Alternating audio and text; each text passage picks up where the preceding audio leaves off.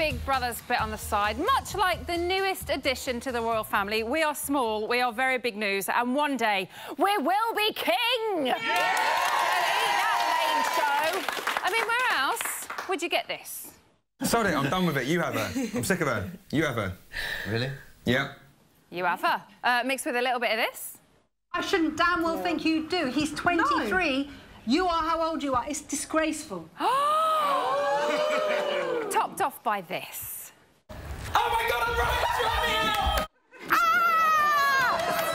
OK, so there's loads to get through tonight, so let's meet our panel. My first guest is a gentleman obsessed with the Regency rakes from the 1800s and the British upper-class system, contender, quite possibly, for the most random intro this series. It's the one and only Scott Mason. Thank you. Now it's time to bring it all back to my next guest. It's the pop starlet that don't stop moving and who'll always bring the S Club party with her. You're my number one, Tina Barrett! One day we will stop with the S Club song lyrics references. No, bring it on. I'm used to it. I'm used to it. Just it to you, that's fine. And completing our lineup is an Aussie soap legend who has ventured all the way from down under to move in next door to us. Everybody needs good neighbours, and we've invited ours over for a little chingwag. It's the amazing Mark Little. Emma! Thank you. We're good. And one day we'll stop with the neighbours references as well. No, I don't believe you. I don't believe you. No, don't believe me because we won't. OK, shall we go? Should we? Yes. OK, let's start. Let's start with the reaction to the latest Safe House twist. Lots of people on Friday night in the audience were going, Big Brother sucks! Boo! Dan, though, is delighted to have immunity, but doesn't have immunity. Mark, do you feel sorry for him? Oh, look, there's a big part of me that feels sorry for all of them, Emma. Yeah, absolutely. But that's not the idea of the show, is it? No, it's not. No, I don't feel sorry for him at all. I think if there's one bloke in that house needs to be knocked down a peg or two, it might be Dan. Really? Oh, yes. Why so? Well, I don't know. He just seems quite full of himself. He knows how to work the show. He knows how to get on camera because he yaps. He could talk the leg off a statue, wouldn't he? He just talks. He knows exactly how to get the camera around to him. He's always played Mr. Detective. He's always tried to work it out. But this time, Big Brother has snafu'd him because he's got this immunity. He's forgotten to think maybe I'm being played. So it's good to see Dan That's a really good point. It's good to see Dan actually, like, snafu'd. Yeah. Are we surprised that he hasn't twigged to this? Dexter's twigged to that. Dexter has actually said maybe there's something bad in that house. Everybody goes in there, something else. It's a bad experience. Dexter's worked that one out, but Dan hasn't. He's going to throw his teddy bear in the corner big time. Now, one person that wasn't very happy this evening was Jack. Tina, do you think he was right to feel a little bit gutted that he wasn't invited in there? Yeah, I think because they're all dying to get in that room and have like the champagne and all the treats. So I can see why he felt a bit, you know, pissed off. But I think, you know, he'll obviously be happy once he knows the secret. He is going to be so relieved come Friday. Yeah, it's going to be like, thank you. Eviction. The rest of the housemates, as we know, they're all up. Scott, do you think we'll see their... Well, they think they're up, sorry. Do you think we will see their behaviour change this week? Because they're all going to kind of maybe be on their best behaviour because they think they could potentially be evicted. Oh, yeah. They've already started to play it down. They're, like, saying... They're all being humble and gracious. They're saying, oh, I've achieved everything I've wanted to achieve. They're saying that, oh, I'm so pleased for Dan that he's got in there. That's just ridiculous. Do you think they're not pleased for Dan? Well, of course, they'd want to be in there. They're just pretending. All those hugs, like, well done hugs, were so, it's just like... so false. I hate you. No, I would never be like that. What do you think? Yeah? Yeah, I think it's true. I think they're just acting so much calmer now.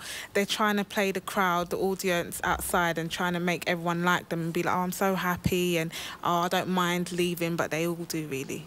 Yeah. So do you think maybe we're going to have quite a calm week this week, then? No. Who said no? Me. That was a really firm no. No. Definitely not. I don't want there to be a calm week this week. There hasn't been one so far, has there? No, there hasn't. But what I do think is I think Dan has actually sussed it out, and I think that maybe it will all come out on Friday. Do you think Dan is going to say something Friday? Yeah, I do. I hope he does. Turn around and say, "I told you so." He always does. Yeah, Every time But to be someone works it fair, out. he does always tell them no, so. the twins He's have guessed it right so Not far all the time. way. The twins have sussed it out. Dexter's sussed it out. He just says, "Oh, I told you so," afterwards. No, he says, "I told you so." We've seen him sit there and go, "I think this might happen." It goes, "Oh my goodness, Dan's So absolutely right." do they not find out until Friday about Do you know what? I don't even know when they find out. Yeah, okay. I'm meant to be the host of the show and I know nothing. Yeah. Tonight, though, we've seen Callum become house therapist. Oh, wow. How much did he enjoy that, Tina? Wow, he was loving it, like kind of savouring every bit of it. But I did feel sorry for him with Dexter. It was so cringy and awkward. And Dexter like going, "I need to finish my biscuit," you know. I just felt like. And he really used it as an opportunity, didn't he, Scott, to put him down, assassinate his character. I mean, he really kind of... Dexter just wants to be the prominent one in the house. He wants to have all the attention. And so, basically, he wants to be the important one, and he's trying to bring down Callum by, assassinating his character. He wants to, you know... He's so aware of his situation in the house, and he's constantly changing himself and what he's saying around everyone to give him the centre stage that... He's trying to use this as... You know, Callum is really cringeworthy, to be honest. He's so cringeworthy when he's trying to be serious all the time, and when he was being the psychologist, he was so cringeworthy.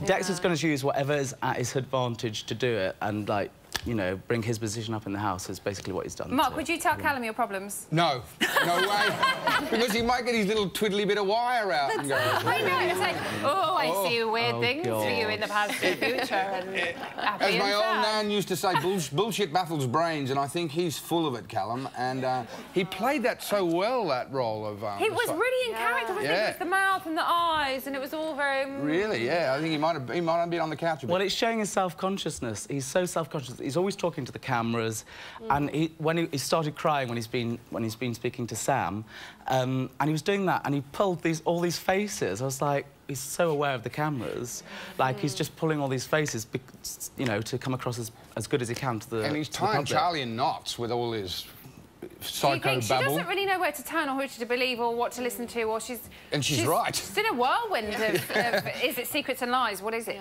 Yeah, no, she's completely a mess with it, poor old Charlie. She's got no idea what's I think she's just more simple and down-to-earth than the rest of them. Like, Dexter's so in tune with everything, he knows what he's doing. Charlie doesn't. She just says what she thinks and doesn't realise what effect it's going to have on Is this going to give him power, though? Because every housemate went in there and told him exactly what they thought of certain people. I mean, a lot of it obviously was aimed at him or at Dexter, but he holds that knowledge of what people have said now. That's why Dexter was so... He was jealous of Callum being given that task. Dexter wants that authority, and he couldn't have it, so that's why he was trying to bring Callum down. He did play Callum like a fiddle, though, didn't he, Dexter? He played him. He's very good at He's hilarious. Very good. He makes me laugh, Dexter. He said that he was picked by Big Brother to do the task because he is trusted in the house. That was a very full-on snigger you just did then. Hi, Emma. Hi, how are you? I'm fine. So do you think he's trusted in the house? Absolutely not. You can't trust him as far as you can throw him, to be fair. I think the problem is... We're talking about Callum, right? Not Dexter. Yes, we're talking about Callum. Kind of both of them, really. I think Callum is kind of a bit jealous of Dexter because, as you've noticed, that Charlie's tend to talk to Dexter more, and then Callum kind of wants that because he wants Charlie to be wifey. Yeah. But to be fair, the whole triangle is the love triangle is like the budget version of Twilight. To be fair, Well, it's non-existent, is it? No, it's not. And to be quite honest, I'm really bored of it. Bored of hearing about it and them talking about it because there's nothing going on apart from let's get a little bit more airtime. Anyway, I shouldn't be saying this. Let's move on to Sam's session with Callum, and it saw him address his hearing issues. Mark, do you think any of us had really appreciated how difficult this is for Sam being in there? No, I don't think so because he's so good at he's so clever at actually hearing when he can't. Because I hear he's got 20% hearing.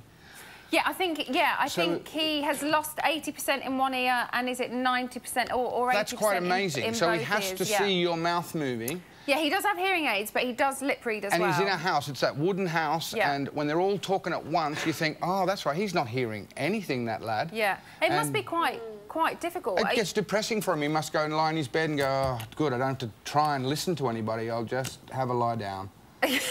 Let's just not listen to all of those people who just want to talk about themselves. Exactly, because he's so down to earth. Are you surprised they don't make more of an effort with him, Tina?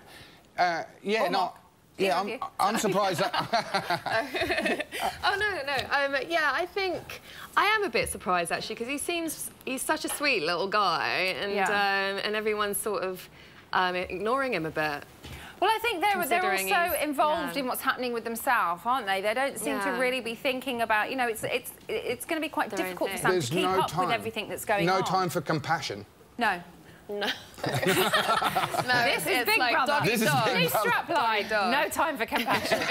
Thank you. On that note, we'll leave it. Right, coming up, your next helping of Dish on the Side. Plus, we'll be analysing the housemates' dance moves.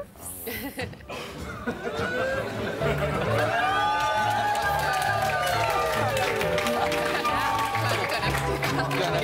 quite clear there.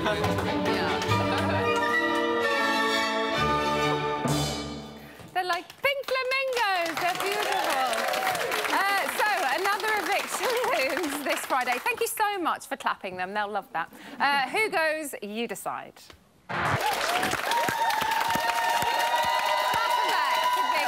Bit on the side. The show with more light and shade than Charlie Travers' hair. You're a very good audience tonight, just say. Give yourself a round of applause. Time now for something more exclusive than any exclusive we have ever shown ever before. It's that exclusive. It might not be quite that exclusive, but it's still good, so have a look. Good morning and welcome to television's hottest new game show, The Right Answer. With your handsome host, it's Big Brother. The aim of the game is to answer as many questions correctly as possible. But answering questions isn't going to be easy, as contestants have to answer questions in a whole host of different ways. Woo! Woo! Time for our first question, and this delicious dilemma is just for Hazel. It's not going to be delicious. Hazel, your question is this. What did the viewers say they would like to see you eat for breakfast? For £50, eat the answer. It's only £50. I hope there's not snots in it or anything. Oh. There's hairs hanging off it! Is it a real pig's nose? Oh, fair. Go on, Hazel. That's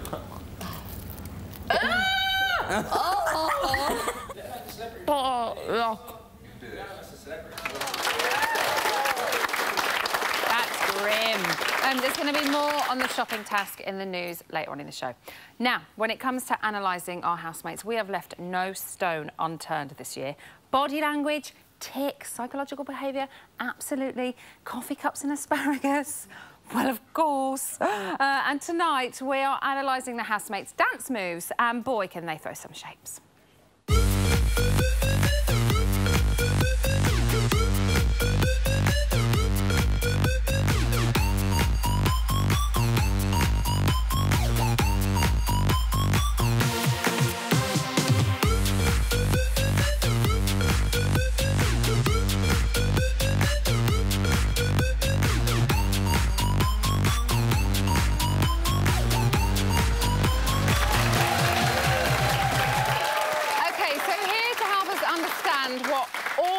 Is about. Please welcome dance psychologist Dr. Peter Lovett.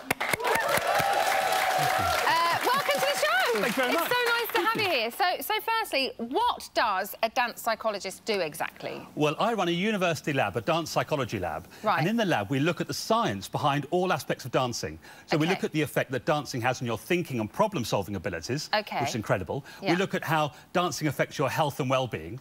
And we look at how we communicate through dance. OK, let me visualise this lab. Do you have lots of people in there just dancing 24 hours a day? We do. We do. We have scientists in white coats. We have all kinds of technical kit. I want to work at Peter's place. It sounds like so much fun. It's cool. So how much can dancing tell us about a person? Well, dancing can tell us all kinds of things. It can tell us about your hormonal and genetic makeup, just by the way you move. No. Yeah, there really is. Yeah, real science on this. It's fantastic. And it can tell you all about your interpersonal relationships. So it can tell you about how you interact with other people and your personality. So is it similar to but is it similar to body language when you a psychologist reading body language, you're reading body language through dance moves? Well, the body language, dance psychology is like body language on steroids. It's huge. Now, okay. We're born to dance, so every one of us was born to dance. Animals are born to dance, peacocks are born to dance, and so it's entirely natural. And what we're understanding is the biology behind that, the psychology behind it, and how does that affect your brain? It's incredible. I love how excited Peter gets about this. Now, the house can be a very quiet place. As we know, there's a lot of downtime. But when Big Brother blasts in a tune, it never fails to make those housemates get up and start moving. So very quickly, let's take a look at them doing that. OK.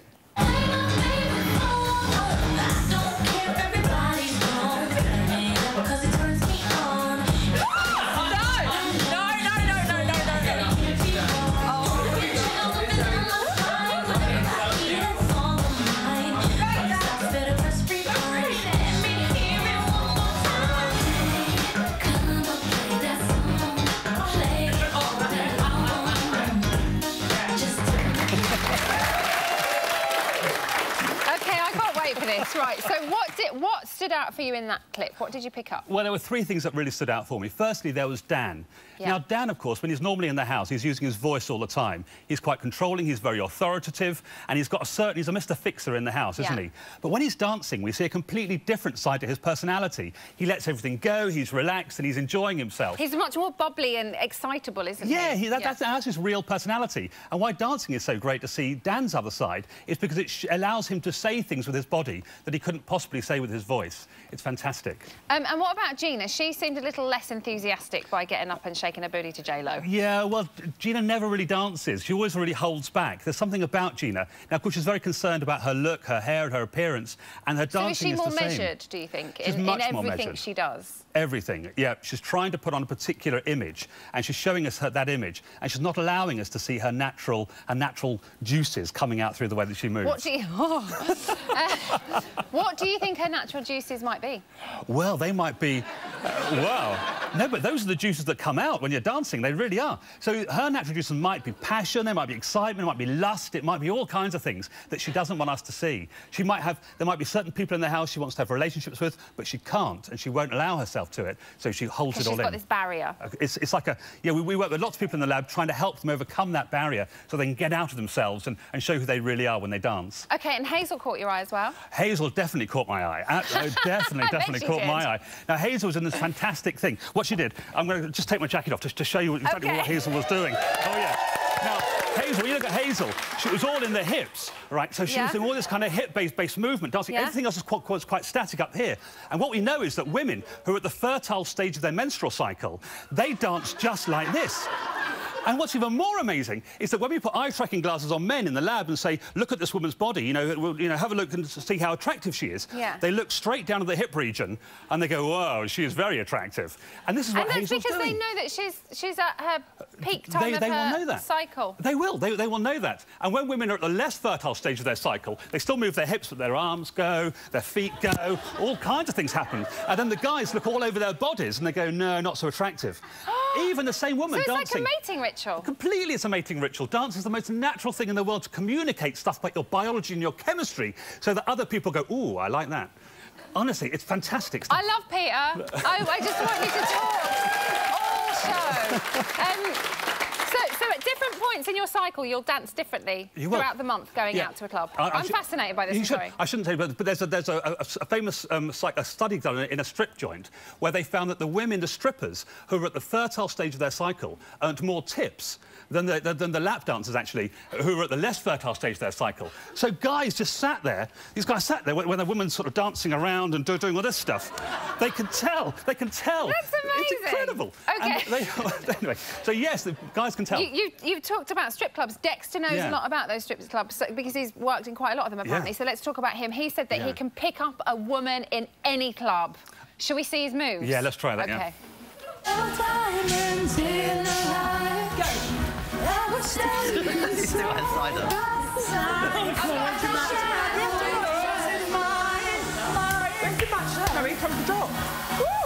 I can't dance this show.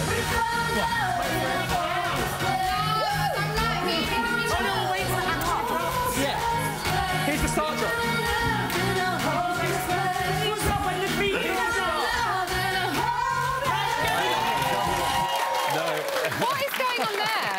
he's not going to pick up a woman, is he? Let's face it. He might pick up somebody else, but definitely not a woman. Now, the way he's dancing, I'm not being unkind, but the way he was dancing like a low testosterone man. Now, men vary in the amount of testosterone they have in their system. Their prenatal testosterone. We're born with it. Some men have a huge amount, and some men have a very small amount. And some women prefer men who have a high level of testosterone. Okay.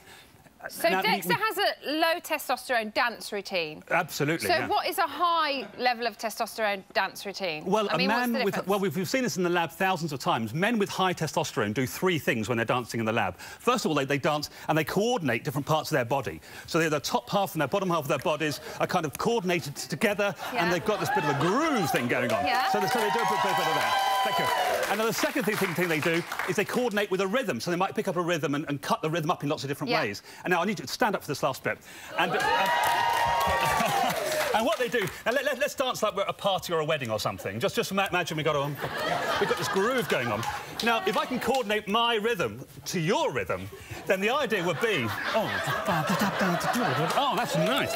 Now, what I'm doing... No, I'm not picking up... I'm not copying your movements in the way that he was doing, because Dexter was doing all this stuff. Beat. I was picking up your beat, and we were sharing movements. We're having this contagion of movement between us. Yeah. And when you get that kind of relationship on the dance floor, that's when people go, oh, this feels good.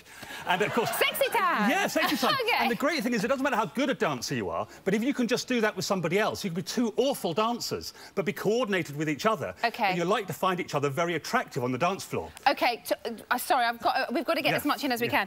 Talking about awful dancers, let's talk about Callum. Because we all saw him. We all saw him in the safe house. So let's have a little look.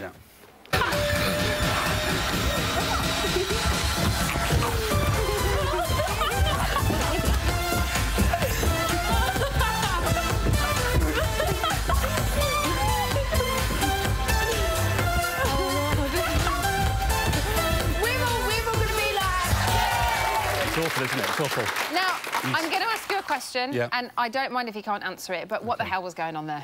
Well, he's over-projecting. He's dancing like a dad. He's doing dad dancing, and he's far too young to do that.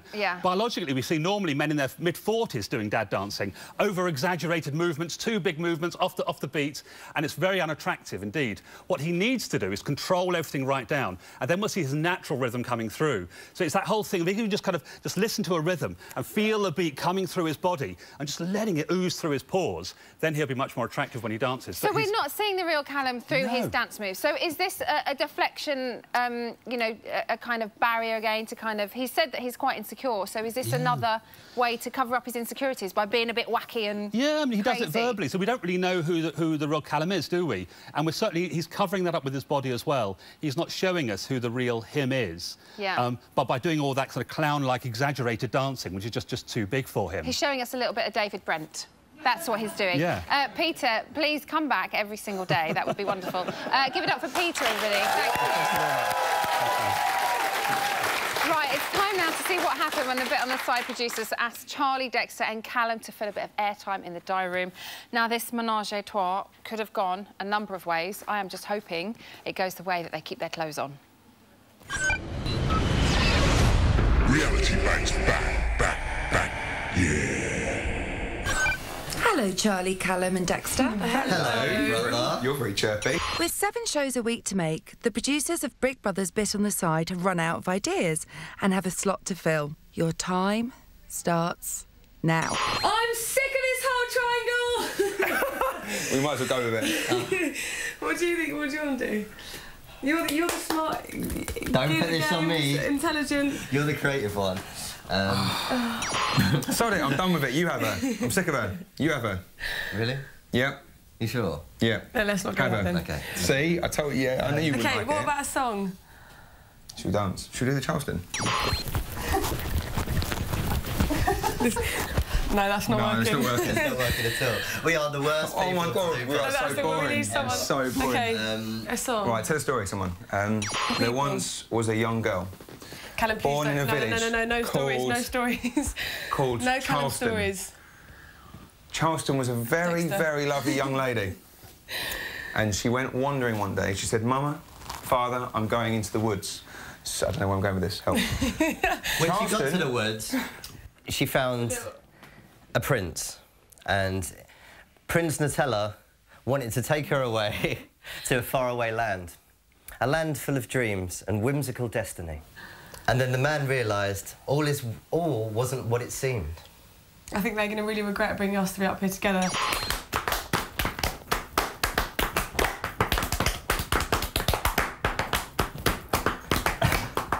Yo. Yo, yo. Yo. That's my contribution.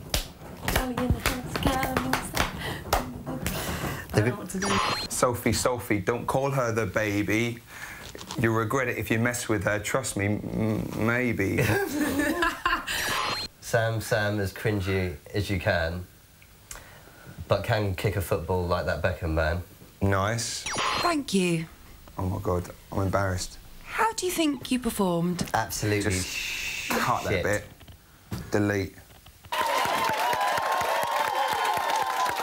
Welcome back to Big Brother's Bit on the Side. Now, we are a lot like Sam, because if the thunderstorms called all the power to go out in the studio, we would probably go and knock one out too, wouldn't we? Yes. Yes. Thanks, Mark! With Dr. Peter. And his funky moves. Amazing. How amazing was Dr. Peter? Amazing. Absolutely brilliant. Right, OK, it's time to talk about girl power, or perhaps really lack of, as this year's females are dropping like flies at the moment. We've had 4 that is true, isn't it? It's true. We've had 4 eviction shows, and we've had 4 females been booted out of the house. But why is this happening? I mean, they are such a likeable bunch, aren't they? A girl needs to go shopping, a girl needs treatments, a girl needs her roots done. Gina, I love your nightie.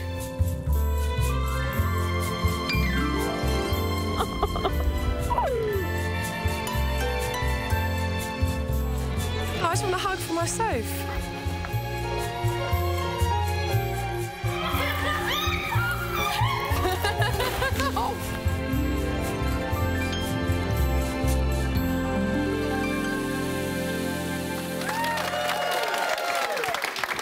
OK, so Mark, let's start with you. Why do you think the chicks have been so unpopular this year? I don't know. I really don't know, because I think one of the favourites is a woman, Gina. I think she's one of the favourites. And Sophie. Personally. And Sophie, yeah, good girls. I think they're good girls, and they're all really strong women. I think that's the thing. They're really strong women, and I think and somehow they choose the men that aren't that strong. Because if you choose men as strong as those women, it'd be like an episode of Tool Academy or something. So. So the men are a little bit metrosexual, sort of a little bit less, but all the women are like, whoa, and I think that gets on people's wick a bit, like, oh, those girls are a bit strong. Is it, do you think, I don't because know. girls are, they're maybe more competitive with each other than, you know, men are? Well, yeah, I think, you know, as much as there is a sisterhood, I think girls can be quite harsh to one another. Especially, it's a competition after all, so why wouldn't you be competitive in that situation, I suppose? You know, I think Hazel shows that as well. I think Hazel really shows that about how women can play each other badly. I think in the house this year, they're all very similar in a way that they're all assertive, they're independent, they all want to be queen bees.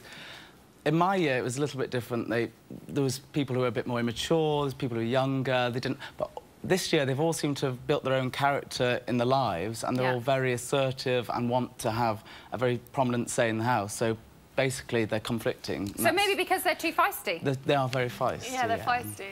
That's good. And, yeah, who votes? You know, do mainly women vote, and women... Well, let's ask them. Who votes? And why do we think this is happening? I think each woman inside the house has an agenda. As much as they say that they've got a sisterhood, I think each one of them want to be that queen bee. So as soon as each of them give each other... They may give each other a hug and say, oh, I love you, but they'd probably push the other one down the stairs just to get to the top, maybe. Well, I hope not. We've got health and safety and all those issues to deal with. Let's ask the women as well. I think a lot of women are very strong, and so we vote each other out. Which is wrong, isn't it? Well, yeah, it is. I mean, unless they're deserving of it, obviously, but we should stick together more. Well, no. No, come on.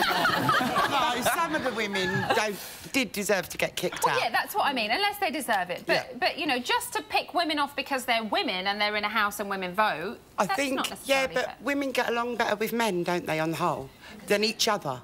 We're too critical of each other. We're too busy picking holes in, we don't like this one because of her hair, because of this, because of that. No, we shouldn't be and like, that's why we vote them out. Well, Huh? I think they're all in there for themselves. They've got their friends and they see each other, but I still think each and every one of them have got something bad to say about each other. So they've all got something. Men don't normally talk about each other, do they? They're normally laid back. They say it how it is. But women like to bitch and they like to talk behind each other's backs. So they forget about the men and they're more like digging at the women. I'm getting really sad about being a woman. Oh no. OK, let's talk about Charlie and Hazel. Say they have become quite close recently. Their alliance has been much stronger since Jackie left the house. Do you think it's a genuine friendship, Tina? Yeah, I think that's an interesting one, actually, because obviously Charlie's mum's gone now, so she's on her own. And, yeah, they have kind of attached to each other. So I think... I don't know if it's genuine, though. I think Charlie probably genuinely does like Hazel. I think Hazel's probably just... I don't know, I think Hazel's a game player. I really do. Yeah. OK, there was a lot of no coming from over here. Do you think they're genuine friends? No, I don't think they are. I think Hazel's a game player and she uses everyone in the house to kind of get to where she's getting. She's got a game plan and she knows what she wants to do. She kind of wants to get to the top. I think Charlie is just another obstacle in her kind of race, sort of thing. Just someone in the way to kind of get out of the way, because as you've seen her talking about Charlie, discussing Charlie, when really she shouldn't be if that's her true friend. OK. What about... we've seen... Sorry, I don't mean to cut you off, but we've got lots of girls to talk about. Hazel and Gina, they've been... they weren't getting on. Gina was very direct about what she thought about Hazel when they had those question and answers in a safe house. But we've had some nice conversations from them recently. So do you think that frostiness is going, Mark? Well, I don't know. I think because Gina's a nice woman, she's got a good heart. Yeah. You know, and I think Hazel's playing on that. I think you had a psychologist on here who talked about the queen bees and that once Daly left and she'd run out of boys to play, she would go to Gina because she saw her as a threat, and that's exactly what's happening. She's gone to Gina because she knows, OK, she might be a bit of a favourite because she's been nominated a lot, but she's not kicked out. Yeah. So, yes, you know, she makes me squirm a bit, Hazel. Trying to keep her on side, do you think? Yeah. Yeah, she wants to use Gina's popularity. They all know Gina's popular because they've heard the crowd go, Gina, I think Hazel's playing a massive game plan. Like, when the whole Daily thing, she was doing that all for her own image and, like, what she was thinking about the outside. She's doing exactly the same in here. People in this series keep changing themselves to appear as good as they can to the outside or to do as much provoking as they can that will help them on the outside. She's doing exactly this. She's doing that. OK, and very quickly, let's mention Sophie. Is she going to break the tradition this week in, being not the girl that leaves? Well, I hope so, yeah. What do we... What?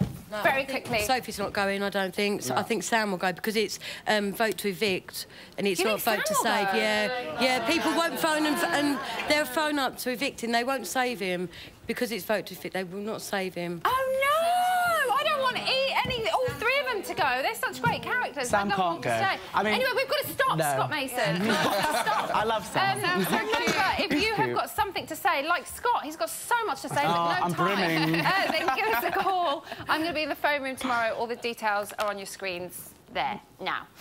Right. All this talk about female housemates has made me hungry for a second course of dish on the side. Now, if you need a recap, we have Sally, Jemima, Wolfie and Jackie Travers. They're all in a room together with alcohol. It can only get worse, can't it? Have a look at this.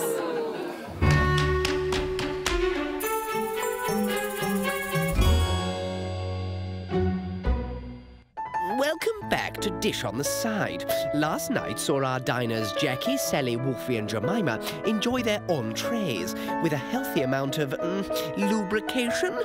We return to the table for what is likely to be a rather spicy main course. I think Dexter would bum someone's head off just for publicity. Bum someone's head off? How is that physically possible? Dexter's Dexter, that's what I say. To Dexter! Let's get snakes! Let's get fucking drunk. Are you worried about Charlie in there with them two? Oh my God, Jemima.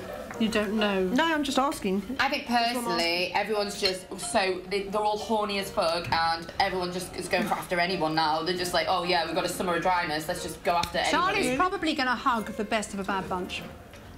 You need male company there. You need a hug from a man, absolutely. you know? I Even just, I did. Dexter, a man. You He's know, more like a little boy. He is like a little boy. Oh my God. And the fact he wears makeup will put Charlie off 100%. I would think less of Charlie if she went with Dexter. Because when you watch Callum and Charlie, do you not think he genuinely does really like her, though? No, I've fancied her since day one. Just take the whole thing with a pinch of salt. It's a joke, it's in jest. A lot of what I did with Sam, it got interpreted the wrong way, so... No, what you did with Sam was you did actually flirt with you like a cougar. No, I didn't. Was she like a cougar? He came to me a lot of the time for help. Sam, a lot of the time. He came and the thing is, as well, Jemima, when you left, he was devastated. Babe, I've seen all the diary rooms of him, and he was like, I don't fancy her. I didn't fancy him. And Jemima, I've got to say to you, you should never even be saying or thinking of fancying someone of 23 years old. Not in a You shouldn't even be having that in your head. You are a mother. You are a mother to say. Jackie, that's not got nothing to do with Yes, it has, Jemima. Age has something to do with it. It's disgusting. I didn't fancy him. I didn't fancy But you shouldn't even be sitting there saying you don't fancy him. How could you even think of it anyway? That's what a lot of people think. You shouldn't justify it by saying, I think don't you're fancy lost him. in translation. I don't think you realise like how old you are. The not fancying him is irrelevant. I don't think it's a bad thing. I shouldn't damn well think you do. He's 23.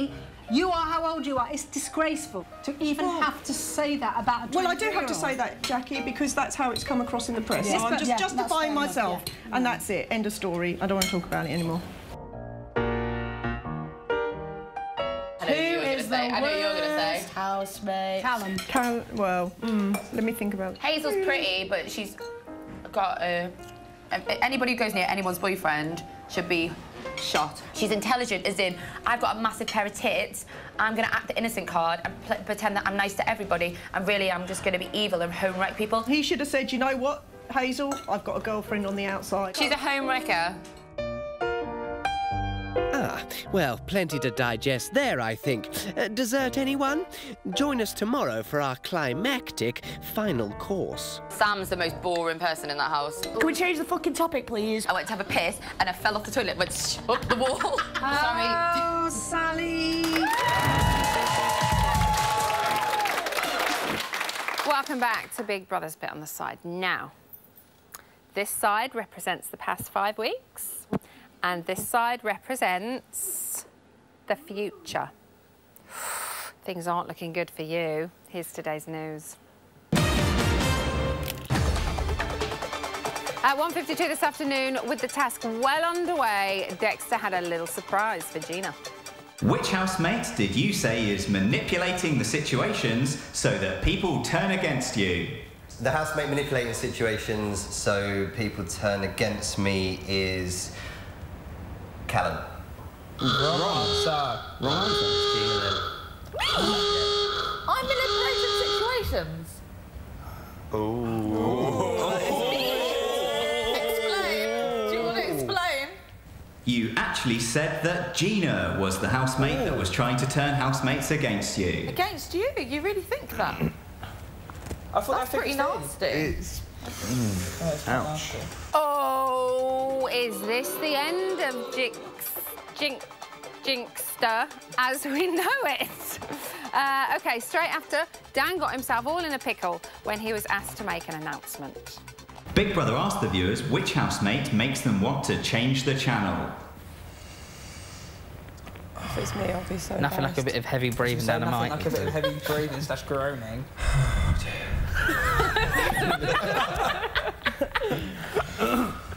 The one housemate I think makes viewers want to change channel is...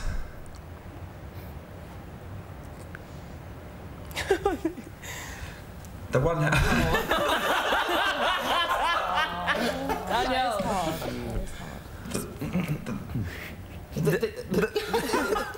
The one housemate I think makes viewers want to change channel is... Put it out, Dan. Jesus, man. OK, the one housemate I think makes viewers want to change channel is... Oh, we thought we was going to get there. God. Oh, my God, please. OK, the one housemate I think makes viewers want to change channel is Hazel. Well, if you haven't changed the channel, you're in for a real treat in a sec.